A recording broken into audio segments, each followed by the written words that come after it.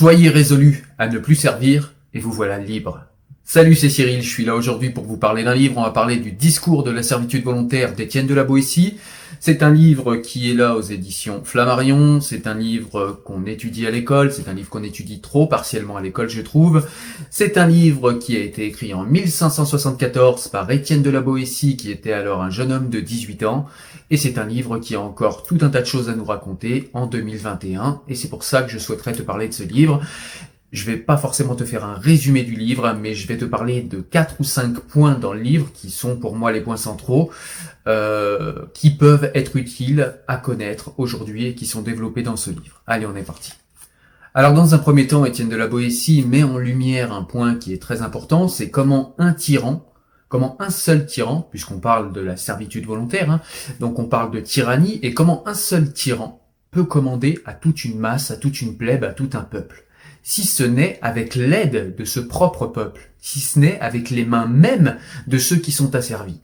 Et il nous fait réfléchir à ce point très important, c'est qu'en fin de compte, si il y a servitude, si il y a tyrannie, c'est bien que le peuple y consent en partie, puisque si personne ne consentait à obéir, le tyran tout seul n'aurait aucun poids, aucun impact, il n'est qu'une personne avec 2 bras et 2 jambes comme nous.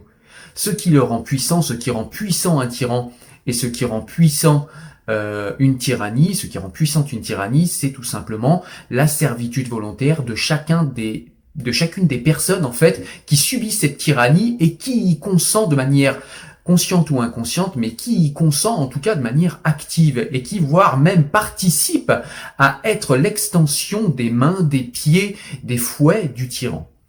Alors, en quoi aujourd'hui ça peut nous parler? Parce que vous allez me dire, oui, mais on n'est plus en tyrannie, là aujourd'hui ça n'a plus du tout de réalité effective. Alors, pas forcément de tyrannie, évidemment on n'est plus en tyrannie, mais on peut regarder ça au niveau de l'entreprise, on peut regarder ça au niveau de la société civile, on peut regarder ça aussi même au sein des structures familiales. À partir du moment où vous avez un tyran et où vous subissez la tyrannie et où vous acceptez la tyrannie, et à partir du moment où il y a un rapport de subordination et où chacun obéit à ce rapport de subordination sans jamais le questionner, sans jamais s'interroger, sans jamais questionner sa légitimité, eh bien vous êtes dans un rapport de subordination qui est librement consenti. Donc vous êtes dans une servitude volontaire. Parfois la servitude volontaire, si on obéit à, un ordre, une personne, une règle ou quelque chose à laquelle on consent, comme par exemple les lois démocratiques, on y consent, donc c'est un autre sujet. J'ai fait un sujet sur la liberté par le respect des lois dans une autre vidéo, mais si on consent à un pouvoir qui est tyrannique et injuste, eh bien nous sommes en partie des extensions de cette tyrannie, puisque nous participons à la laisser se développer dans le meilleur des cas, voire même pour certains, nous participons à être les mains, les pieds, les yeux et les oreilles du tyran pour beaucoup d'autres. Donc, la servitude volontaire est un des points centraux du développement d'une tyrannie. Il ne peut pas y avoir de tyrannie, il ne peut pas y avoir même de petite tyrannie dans une entreprise, dans une société civile, dans une famille, s'il n'y a pas servitude volontaire. Donc c'est le premier point dont nous parle Étienne de la Boétie et qui me paraît un des points très importants du livre.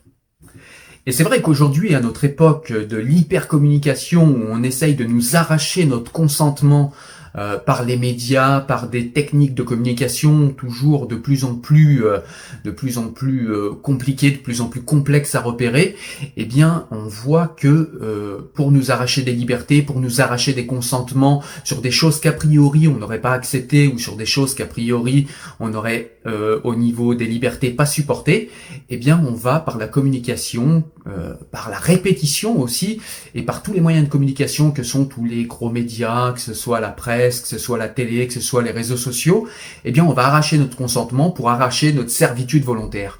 Puisque sans servitude volontaire, il n'y a pas de pouvoir tyrannique, il n'y a pas de pouvoir liberticide, c'est tout simplement impossible, puisqu'une personne ou même 10 personnes ne peut rien contre des millions. Il y a un autre point central duquel nous parle Étienne de la Boétie dans ce livre et qui peut être intéressant dans la société actuelle, c'est le pouvoir de l'habitude. Étienne de la Boétie nous dit que nous sommes les enfants de nos habitudes et que nous avons beaucoup trop souvent l'habitude de servir et de continuer à servir parce que nous avons l'habitude, parce que on a toujours fait comme ça, parce que d'une génération sur l'autre, ou parce que nous, depuis le début de notre vie, nous sommes nés dans les chaînes, nous sommes nés entravés, et bien parfois nous ne sentons même plus ces entraves et nous avons l'habitude d'obéir. Étienne de la Boétie nous explique dans ce livre qu'il faut au contraire interroger les pouvoirs, interroger les ordres, interroger notre propre subordination pour savoir si elle est légitime ou non, et il ne faut pas obéir bêtement, j'ai envie de dire, au pouvoir de l'habitude. Il ne faut pas obéir bêtement à un ordre ou à un ordre donné du monde parce qu'on a toujours fait comme ça. Il faut toujours garder actif son esprit critique, il faut toujours garder vivace son esprit critique et se demander si on a raison de faire ce qu'on fait, si on a raison d'obéir à la personne, au pouvoir, à la structure. Voilà, si on a raison d'obéir, à qui l'on obéit. Il faut toujours réfléchir à ça. Ne jamais faire quelque chose par habitude. Savoir ce qu'on fait, pourquoi on le fait, est-ce que c'est éthique et légitime de le faire. Toujours.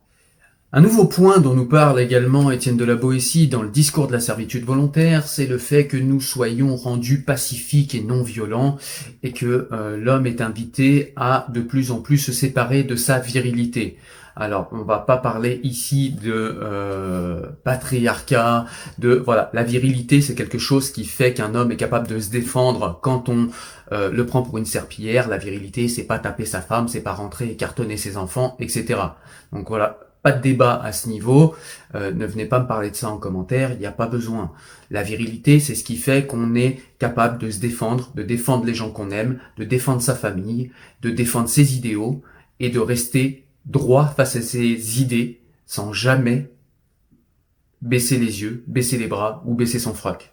Voilà. Donc ça, c'est ce que nous dit Étienne de la Boétie dans le livre. Nous sommes rendus pacifiques, nous sommes rendus de plus en plus pacifiques et les hommes sont rendus de moins en moins virils pour qu'il n'ait plus d'idéaux, d'idées ou bien de valeurs à faire respecter et à défendre.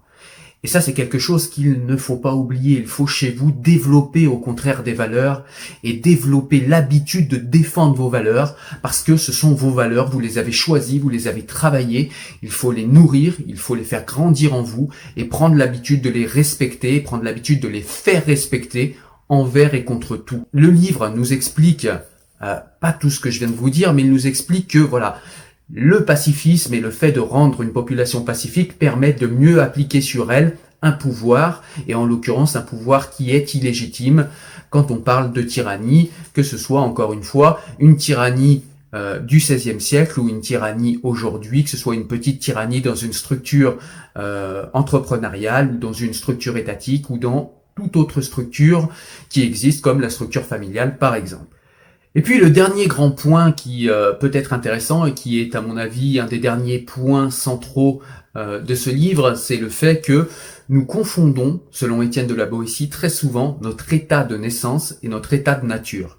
C'est-à-dire que comme nous naissons, nous pensons que le monde a toujours été ainsi. Et ça a des effets de nous faire accepter les choses que nous acceptons depuis notre naissance pour le simple fait que nous pensons que ces choses-là sont naturelles puisque nous les avons toujours subies depuis notre naissance. Étienne de la Boétie nous invite à ne pas tomber dans ce piège, à ne pas confondre notre état de naissance et l'état de nature.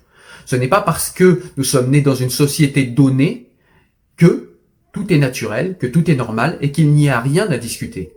On peut, dans un ordre donné, discuter cet ordre, même s'il est en place depuis très longtemps, et surtout se rappeler que ce n'est pas parce que l'ordre est comme il est actuellement, que c'est un ordre naturel, que c'est un ordre par défaut légitime qu'il n'y aurait pas à discuter, et que c'est par défaut un ordre dont on ne pourrait rien dire. Tout est discutable, et notre état de naissance n'est pas notre état de nature. Et personne ne doit nous expliquer ça ou nous indiquer ça. Aujourd'hui, ça peut nous servir par exemple pour le néolibéralisme ou pour les libéraux, ceux qui sont très très libéraux, souvent nous disent c'est l'état de nature, les hommes sont comme ça, ils sont naturellement portés à la liberté, ils sont naturellement portés au libre-échange, naturellement portés vers le commerce, naturellement portés vers leur intérêt propre, hein, c'est ce que nous expliquent les capitalistes ultralibéraux depuis très longtemps. Questionnez tout ça, questionnez ces choses-là. Je vais pas y répondre pour vous, c'est à vous de le faire, mais questionnez tout ça, ça n'est pas parce qu'on vous dit ces choses-là, ce n'est pas parce que vous êtes né dans ce monde-là que tout cela est naturel et que ces gens-là ont raison. Interrogez toutes ces choses, interroger toutes ces propositions. Écoutez, en conclusion, voilà ce que je pouvais dire du discours de la servitude volontaire et de son application et de ce qu'il peut nous raconter dans notre vie aujourd'hui. Il peut nous donner tout un tas d'autres éléments. Il faut vraiment aller lire le livre. Moi, je vous ai dégagé simplement les points centraux du livre, mais il y a tout un tas d'autres subtilités, de nuances et de points qui sont développés dans le livre. C'est vraiment un livre intéressant. Il est, bien qu'il ait été écrit en 1574, eh bien, il a encore toute son importance et toute sa pertinence dans le monde d'aujourd'hui. Donc je vous invite vraiment à le lire, que vous soyez petit, grand, que vous soyez un tyran ou non, puisque également Étienne de la Boétie nous rappelle que le tyran est également victime de sa tyrannie, puisqu'il est obligé de respecter les règles qu'il émet lui-même. Et puis être un tyran, c'est avoir toujours une position de domination, et être en position de domination, c'est quelque chose qui fatigue, et c'est quelque chose qui engage, et c'est quelque chose qui enchaîne aussi. Donc le tyran est aussi le propre esclave de sa tyrannie, et ça aussi c'est un point important et intéressant du livre. En tout cas, j'espère que tu as aimé la vidéo. Moi je te dis à très bientôt pour une nouvelle vidéo où on parlera probablement de livres. Allez, ciao, salut.